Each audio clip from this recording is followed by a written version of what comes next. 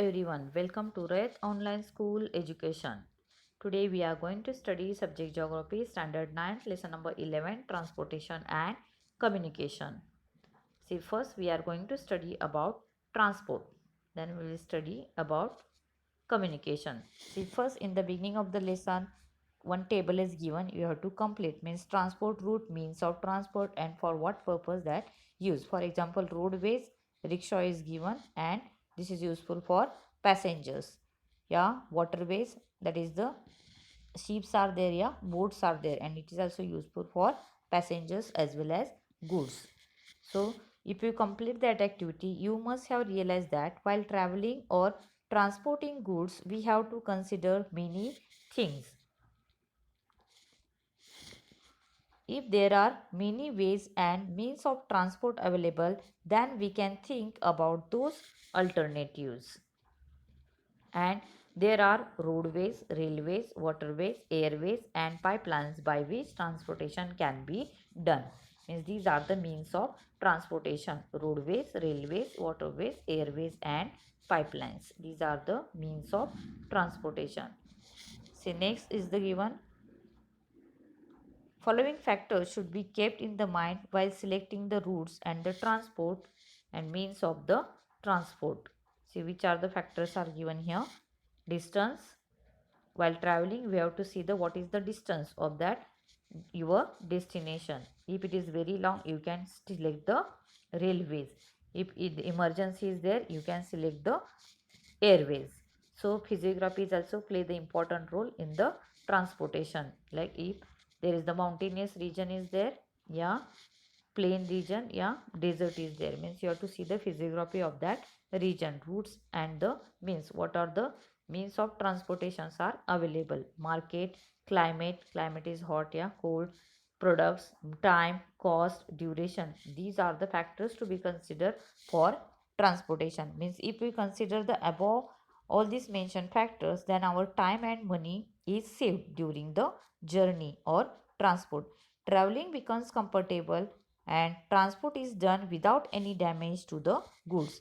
Here, the selling price to be paid by the customer is not decided by the cost of production only. Means we are purchasing many goods from the shop. So this selling price to be paid by the customer is not decided by the cost production only. It is decided by the transport cost and the production cost. Means for example, if the apples are very cheap in the Jammu and Kashmir, but it is very costly in the Maharashtra, because production cost plus transportation cost is also added and the final price is decided of that goods. So the transport of freight should be done rapidly and safely. The price of the good can be kept low if the transportation is affordable, and if the transportation is done by the railways, means if the transportation is affordable, then price can be kept the low of that particular goods, yeah, services. See, next, transportation is a basic infrastructure, because development of the transportation infrastructure is an indicator of the development of the country or that region, because due to the transportation we can carry out the trade with the other part of the country, yeah, means trade is carried out, means economic development is also depend on the transportation system. So transportation infrastructure is an indicator of the development of the country, and the reforms in transport sector enhance the dynamicity of freight and the passengers in a region.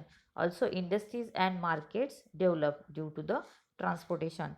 Economic growth gets a boost. Per capita income, PCI, and the GDP, gross domestic product, also increase due to the transportation. Means how the transportation is also play the important role in the economic development of the country. It is also basic infrastructure of the country, because it is an indicator of the development of the country or that region, because of the roads, yeah, routes, these other states are connected with the each other, and we can carried out the trade within the country.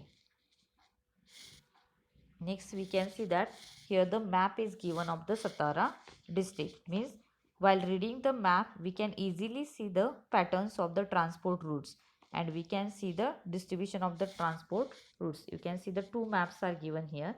One is the physiography and second one is given about the transportation system in the Satara district. Means if you observe this map, you will realize that the dense network at the some places and the sparse network at the others. So in some places there are no transport routes at all.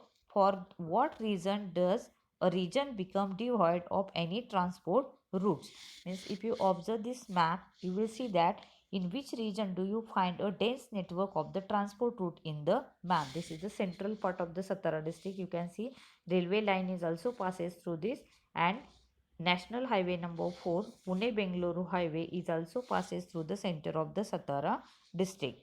Means here you will see that the western part of the Satara district is occupied by the Sahyadris and the offshoots, and its elevation is higher.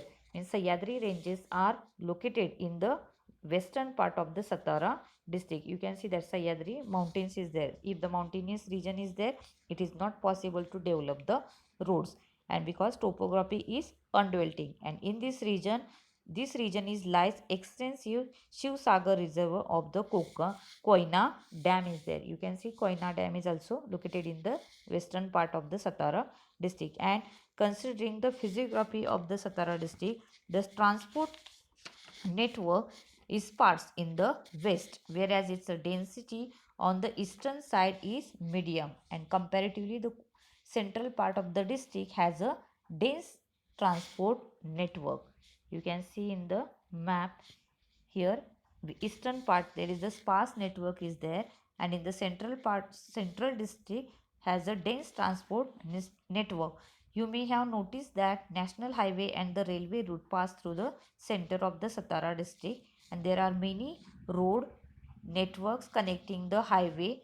Means you will realize that the physiography, that is hills, valleys, rivers, etc. of a region affects the transport routes. Means there is a correlation between the transport route and the physiography of a region. Means if you see that western part of the Satara district, there is no transportation routes are available because there is the Sahyadri ranges are located.